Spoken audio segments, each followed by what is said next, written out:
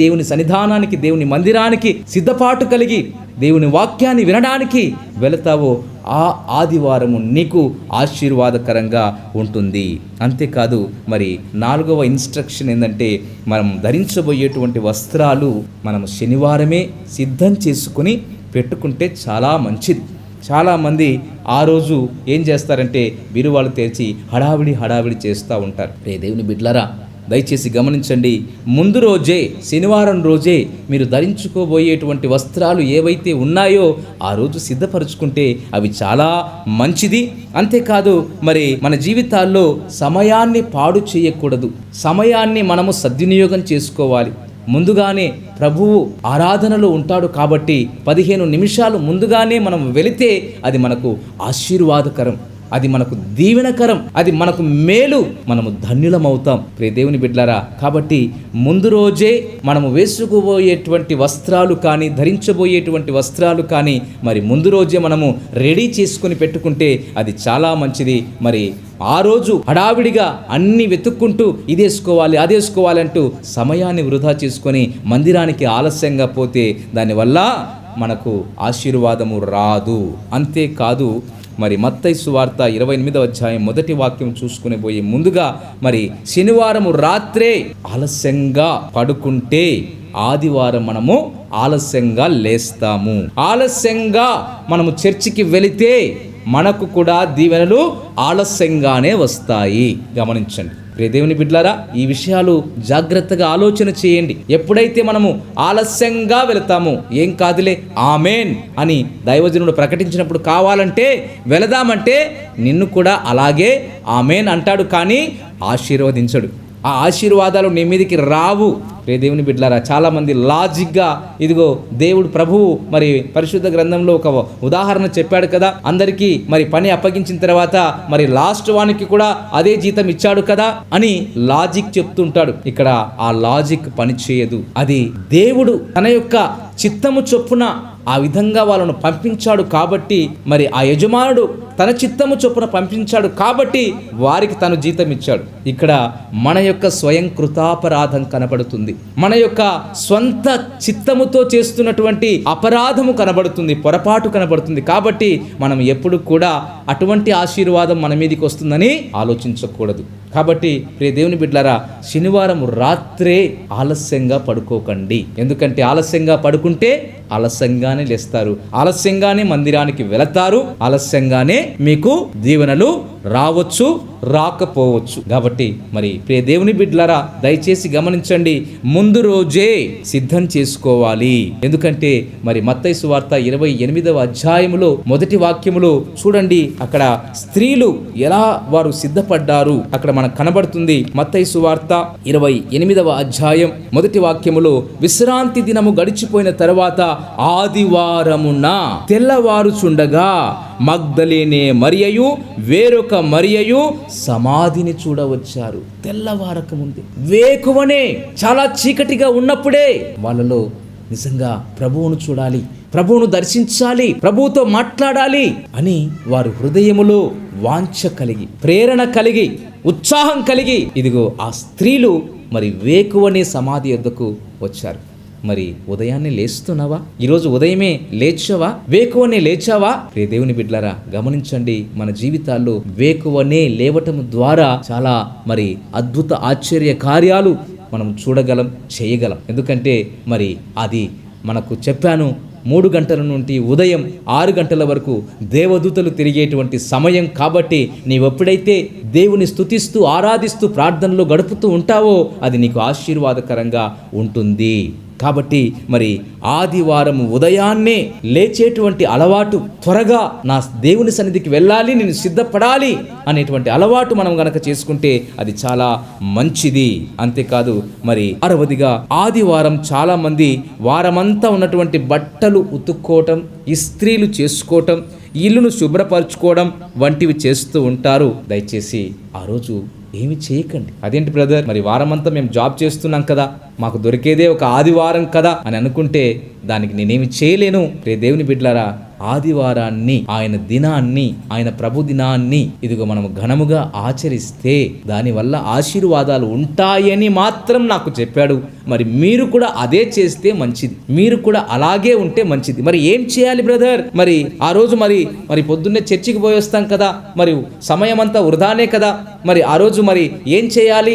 వంట వండుకొని తినొద్దా? మరి అలాగే మాకు నచ్చినటువంటి ఆహారాన్ని మేము భుజించొద్దా? మరి మాకు నచ్చినటువంటి సీరియల్స్, సినిమాలు చూడొద్దా? వచ్చే ప్రోగ్రామ్స్ అన్ని కూడా మేము వాచ్ చేయొద్దా? అంటే దానివల్ల నీకు ఆశీర్వాదాలు అయితే రావు, కానీ దానివల్ల నీకే నష్టం.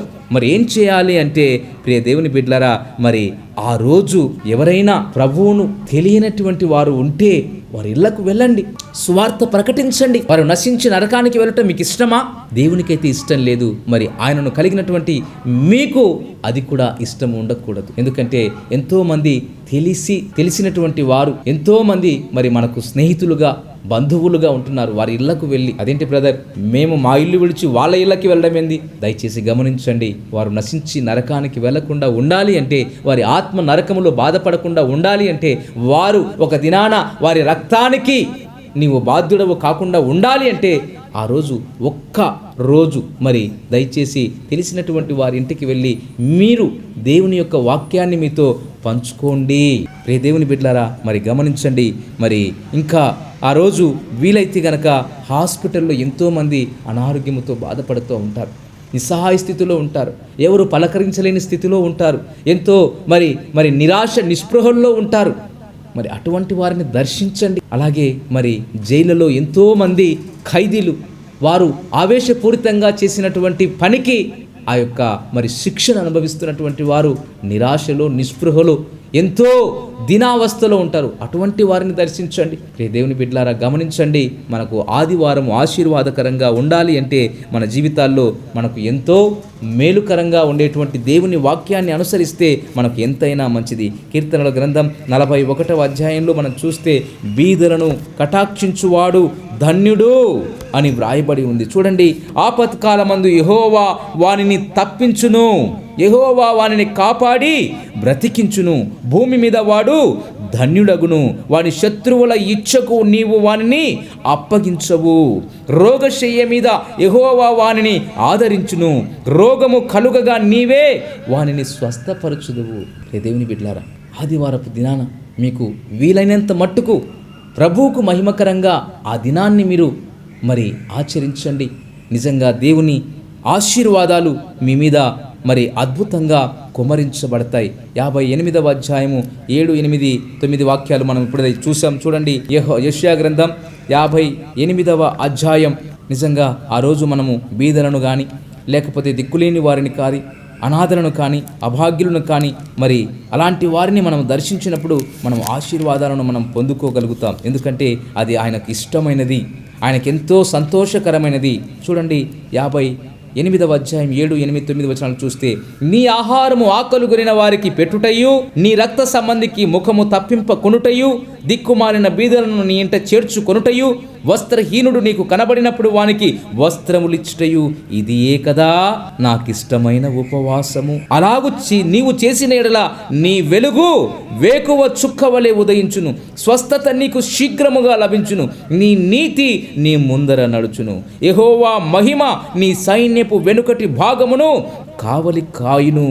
అప్పుడు నీవు పిలువగా యెహోవా ఉత్తరమిచ్చును, నీవు మొర్రపెట్టగా ఆయన నేను ఉన్నాను అనును. బట్టి ప్రియ దేవుని బిడ్డలారా, ప్రభువు దినముగా ఆచరించండి. ఏదో మరి వారమంతా కష్టపడ్డాం, మరి ఈరోజు ఒక్కరోజే కదా మాకు మరి సెలవు దొరికింది అని ఉదయాన్నే లేచి మందిరానికి పోయి ఆరాధన చేసుకొని వచ్చి మీ ఇష్టానుసారంగా జీవిస్తే మాత్రము దీవెనలు, ఆశీర్వాదాలైతే రావు.